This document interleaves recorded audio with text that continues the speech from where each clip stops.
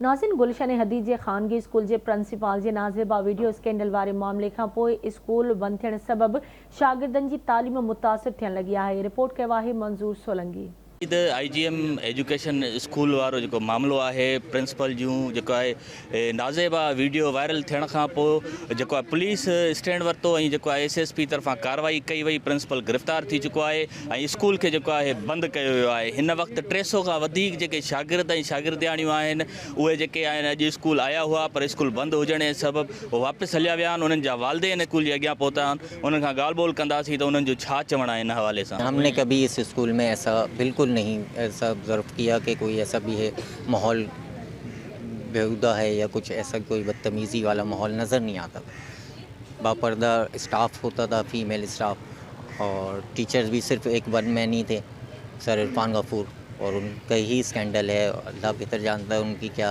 किरदार रही है, स्टाफ के साथ कैसा रहा है। पहले एक स्कूल बंद हो गया जो पाकिस्तान स्टील मिल का एक इदारा था, राना लियाकत अली ख़ान स्कूल। उसके बाद हमने बच्चों को यहाँ एडमिशन करवाया IGM के अंदर। अब ये स्कूल जब बंद हुआ तो ये कहते हैं ये अनरजिस्टर्ड स्कूल है। हमने बोला सर ये गवर्नमेंट की ज़िम्मेदारी है कि अनरजिस्टर्ड स्कूलों को देखने की, क्योंकि 2008 से गुलशन हदीद के अंदर 555 अनरजिस्टर्ड स्कूल थे। हमने भी उन स्कूलों में पढ़ा है, लेकिन आज भी इसके सामने भी 10-12 स्कूल हैं जो अनरजिस्टर्ड हैं। अब ये हमारी ज़िम्मेदारी तो नहीं है, तो गवर्नमेंट की ज़िम्मेदारी है कि स्कूलों का मुआयना करे कि भाई प्राइवेट स्कूल कौन से रजिस्टर्ड हैं कौन से नहीं हैं।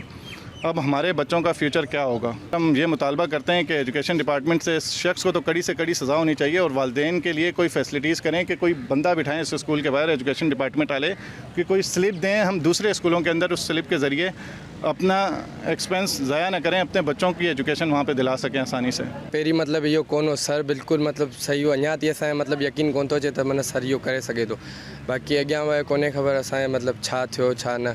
बाक़ी असां अञा ताईं यकीन नथो अचे त बाक़ी थियो आहे सिस्टम वग़ैरह जेको आहे थियो आहे। बाक़ी असांजे तालीम जो रहे थो त असांजे मतलब तालीम बर्बाद बि थिए। हाणे तालीम मथां अचे थी ॻाल्हि त पोइ हाणे कुझु माइट अफोर्ड करे सघनि था फीस, कुझु नथा करे सघनि। कंहिं टाइम ते असां आयासीं त माशाल्लाह स्कूल तमामु बहितरीनु पियो लॻे। असां पिया चऊं नओं स्कूल खुलियो आहे माशाल्लाह तमामु बहितरीनु, हितां जी सुठी पढ़ाई आहे। त हिते मुंहिंजूं 2 भाणजियूं ऐं 2 मुंहिंजा भाणजा ऐं हिकिड़ो मां पढ़ंदो हुयुमि। असां सोचियो त हितां असां अञा सुठी पंहिंजी तालीम हासिल करे अॻिते अञा वेंदासीं, माउ पीउ जो नालो बि रोशन कंदासीं। पर असांखे त ख़बर न हुई सर इहे थो कमु करे।